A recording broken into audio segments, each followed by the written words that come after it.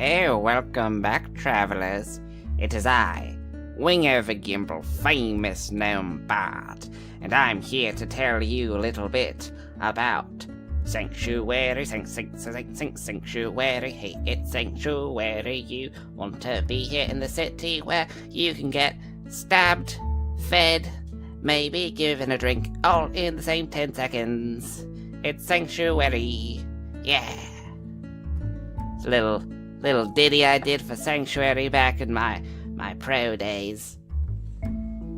Honestly, it wasn't that long ago, to be honest. But you know how it is. When you're a bard and just traveling the world, you gotta have a place where you just call home, and for me, that's Sanctuary. I used to live on Lantern for a while. I moved back to hang out with my family, but they're all kind of jerks. So, came here to Sanctuary, where all the cool people are at. So you're probably thinking to yourself, Wingover, I've heard this city described many times in vivid detail. All over the place, it's just Sanctuary here, Sanctuary there, but what is Sanctuary?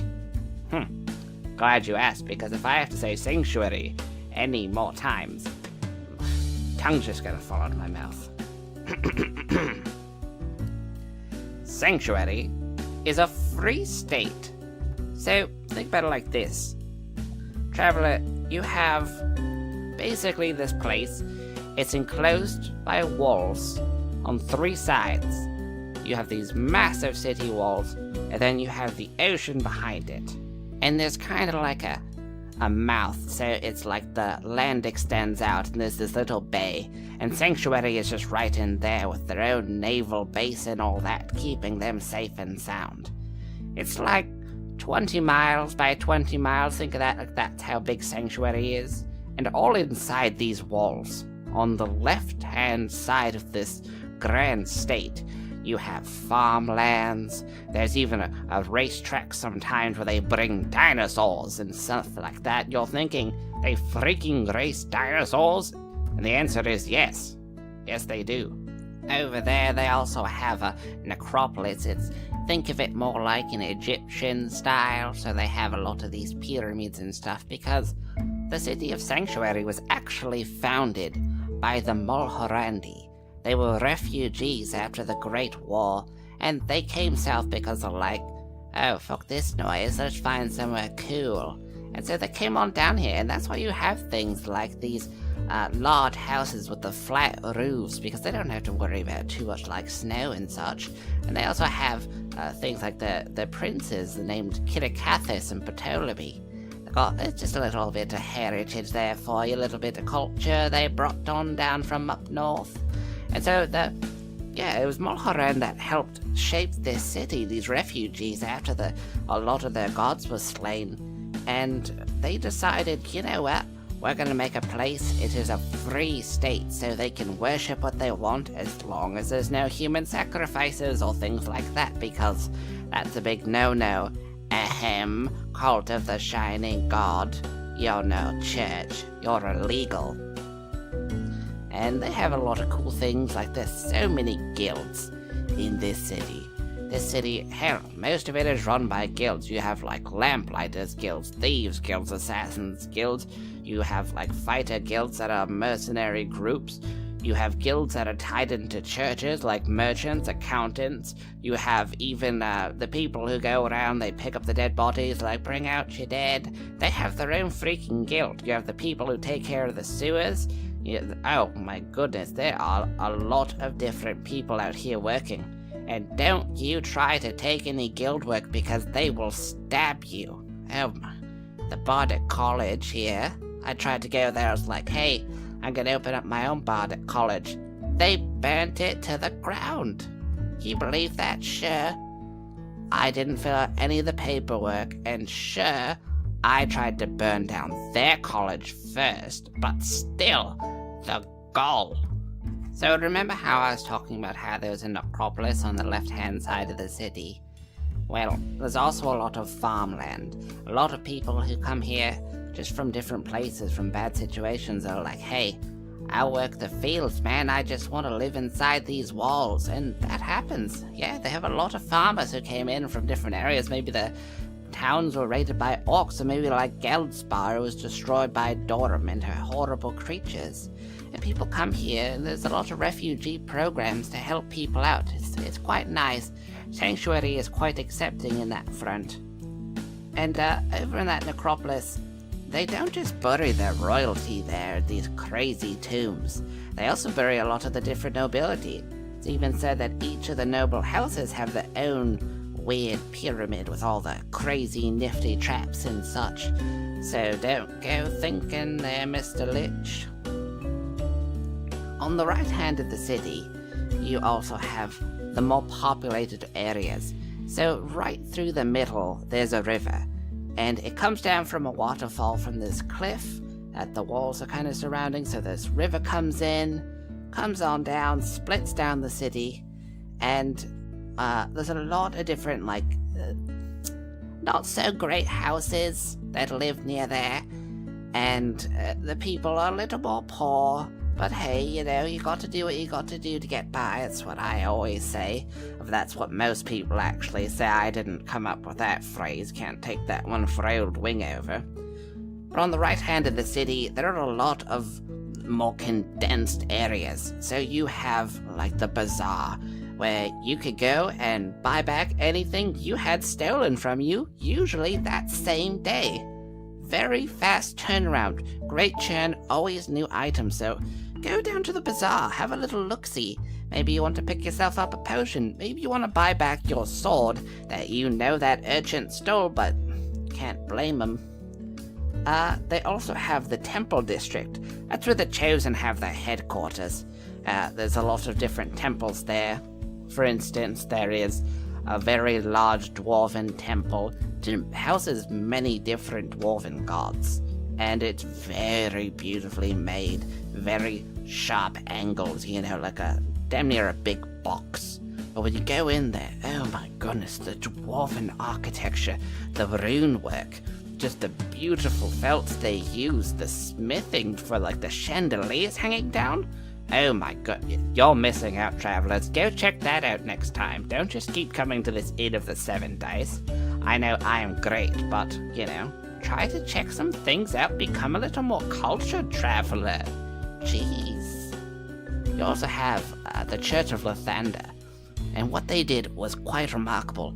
They built this giant tower, and they built a church around it too, but this tower goes up, and it bursts open into a large sunflower, because, Lathander, god of the sun, and smashing undead in the face, and all that other fun stuff that gods do. And that church helps maintain a lot of order. They work a lot with the Church of Tyr, who also have their place where it's basically like the courthouse, because you done mess up, the Church of Tyr is gonna be like, for shame. Oh, you could believe I've been there more than a few times. It's super annoying. Another cool part of the city on this right-hand side is the maze. Now, you probably heard me say the maze a few times, and that's because the maze is a very dense cluster of buildings all put together. It's a bit of a poorer district, yes, it's true. It's where Death Shift went and tried to find Aaron Bordeaux, and they met Lance and his crew there. And also our two detectives went there as well, and they saw someone become a flesh wall. Pretty creepy if you ask me. But hey, just a known bard. Super famous. And the maze is very populated, as I said. There are all sorts of little shops. There's an orphanage that's run by 2 ogre mages. Don't mess with them, they'll mess you right up. What actually happened is a funny story, traveler. They found a helm of opposite alignment. Each of them put it on. They became super good people. Now they run the orphanage there. Quite nice. You also have, I think it was Harry's Rustle 'em Up Grub 'em stuff. It's a good restaurant. Like to go there. A lot of different hostels there. A few churches. Wouldn't doubt if the cult's back there, honestly. And, word on the street is the Thieves Guild operates out of the maze. And they call it the maze because all the streets are so windy and it's so easy to get lost in. It's actually kind of used as a bit of a defense for the city. So if an invading army was trying to come in through the bay, and they actually managed to get through the navy, the maze actually serves as a buffer between the docks and coming up into the main part of the city. So they would have to navigate through all these twisting turns, and it would really become a lot of problems for these people, and easy for the guards to shoot at them from the roofs. You also have, near the maze, there is the beautiful docks, of course. And that's where a lot of trade comes in. Sanctuary is a very big trade city. So you have people coming in from the Moonshade Isles, you have people coming from Lantern, people are coming in from Waterdeep, even, get this, the odd emissary ship comes in from Evermeet. They actually have an embassy here. And there's a lot of elven delegates that come and they speak to the royalty here. They try to work things out because Sanctuary's in a little bit of a loose agreement to help them out if they're in some trouble. Although it's quite a bit of a sale, but to be honest, it's quite a bit of a sale for everybody. Near those docks, you also have where the Navy operates, so they actually have a bit of an island. It curves outwards. It works as kind of like the lower jaw, so to say, of the bay. And the military works out of there, keeping pirates at bay, and a lot of mercenary groups help them out. A lot of the trading comes in. Sometimes some people think they're pretty sly and try to come in from the Moonshade Isles, but they're like, wha-bam, wha-bam, and they just mess them up. Actually, one of the noble houses, I believe they're called Stormhawk. Yeah, her Stormhawk helps take care of all those people there, and they lead the navy and try to keep all those darn pirates at bay.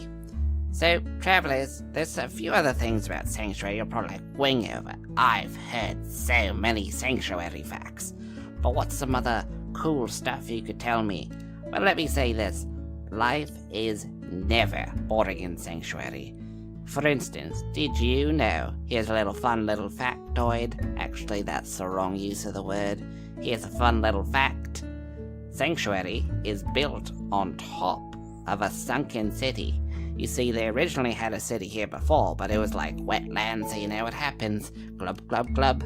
The city goes and sinks. And so they just paved over, made Sanctuary. But the thing is, you can still access that underground city. So many people go down there to have such a good time, they never want to come back. Maybe because the terrible things that are down there, but still, super fun spelunking. Add that one to your vacay to-do list when you go on down to Sanctuary. There's a few other cool things too. Did you know, near the bay there's a small island, and it's owned by someone called the Purple Mage. That's somebody that Borodon wants to go talk to, just talk shop about magic. Like, what can you tell me about my chronomancy? Because he is an incredibly powerful mage, but he's very private. He doesn't want no scruff from no one. He's like, leave me be. I'm gonna hang out here with my Madani friends. There are a group of horse people, not actual horse people, like people who raise horses and live out on the plains. And underneath his place, he has like a lighthouse on this island. There's these massive caves. I went there one time. He didn't know, teehee.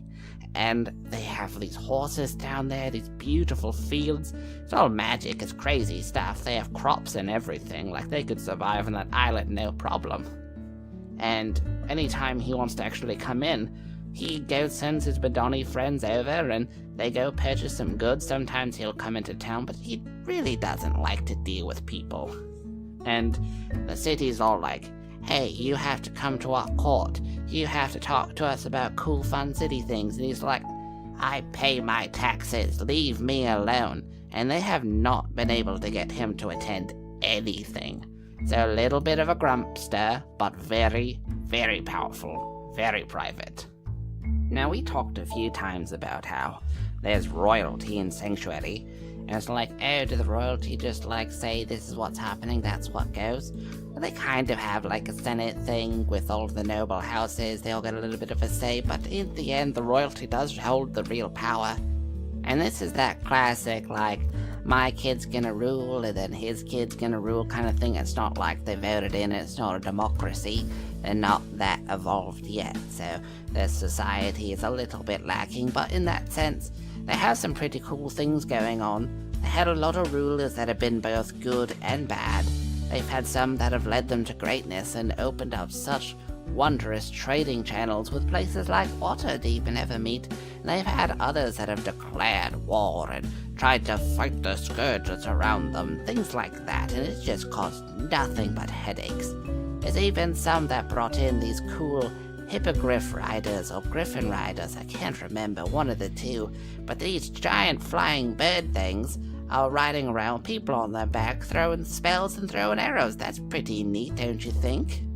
That's one of the cool defenses. But these royalty, yeah, they always go, the next one's in line, rules, next one in line, rules, that kind of thing, and you know how it is. Some of them die, some of them go missing. But the last two princelings were Prince Ptolemy and Prince Kitticathus. Prince Ptolemy was the shining example of what you would want in your king. He was just, he was strong, he had a very high charisma. He was pretty much a paladin, saying, I'm gonna do the right thing and help people by doing it. And everyone's like, you're so cool, Ptolemy. And his brother was like, that's pretty cool, I'll just follow you then. And things worked out for a little bit, but then Prince Ptolemy went out to sea to try to look for his family because his wife went missing and his son, and he never came back, and nobody ever found his family, so that's kind of a big thing right now. That prince has been missing for a few years, and everyone's like, where's he at? And everyone's like, I don't know, new phone who dis? And so since then, Prince Kitticathus has been in rule, and well, you didn't hear this from me, but a lot of people like to call him Prince Kitty Cat, and he hates it. A lot of people just, they say with a little bit of a snicker and hi, but if he ever caught you on the gods, bam, you're right in jail. No talking your way out of that one, Wingover. I totally did though, it was great.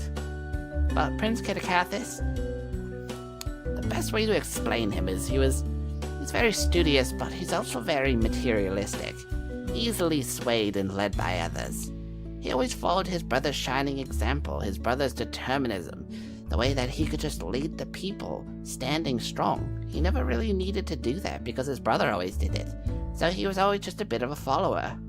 And that is why his new advisor have been influencing him so easily. They hail from some distant lands, probably down near Chult or something, I don't really know, because I don't really pay attention to the news. You really should read the broadside and learn what's going on. But, anyways, they came in, they're all like, oh hey, we're like, kind of related, but not really, because that would be weird. And he's like, oh, so it's like a cultural thing, and they're like, hell yeah, have you ever heard of Set? And he's like, not really, but I just want to be included. So they're like, oh cool. So they start teaching him about this snake god, and going on and on about how he should be following a snake god, has some snakes. Honestly, the man probably doesn't know two things about Set, but his wife's been influencing him, and his advisor's been influencing him, and my goodness, not a good situation. We actually recently had this real cool military force called the Hellhounds. They were like our A-team. They would come in, and just kick in doors and mess up bad guys, and they were real strong. He went and disbanded them and called them all criminals because his advisor said it was pretty cool, and they brought in something called the Snake Guard. And these people are super creepy. It's super obvious that they're Yuan-Ti, and there's Yuan-Ti abominations and stuff, and everyone's like, well, what you gonna do is what the prince wants to do. And so bam, he comes on in, brings in the snake guard, and then things got real tense. And to top it all off, while this is all going on, this chosen war is starting to hit a real high point. And they're like, hey, can we chill out here in Sanctuary? And they're like, yeah, but your army's not allowed in because we don't want to let you have too much influence. So Astoria, she's got style, she's got skill, she's like, yeah, that's cool, homie, but you gotta let us stay in here and have headquarters. And they're like, I guess so, you can have it over there in the Temple District. So Astoria set up shop. She made her cool place over in the Temple District, and that's where a lot of people hang around. It's been there probably now for quite a few years, I don't know. And then they went and marched their army just a day away from Sanctuary, and they set up New Dawn.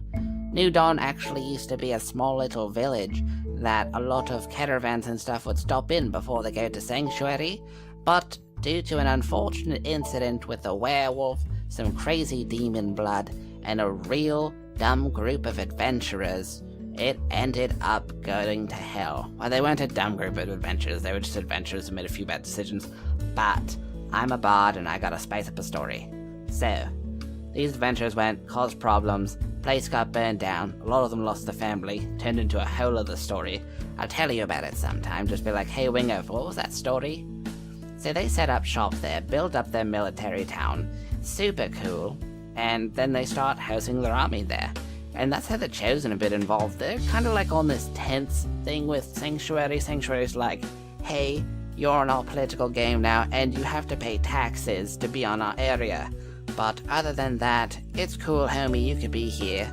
But you have to also help us with these weird things. And so the Chosen are like, that's cool, that's what we wanted to do this whole time, but you're just making us pay to do it. It's pretty lame of you. And Sanctuary's like, whatever, fool, we do what we want.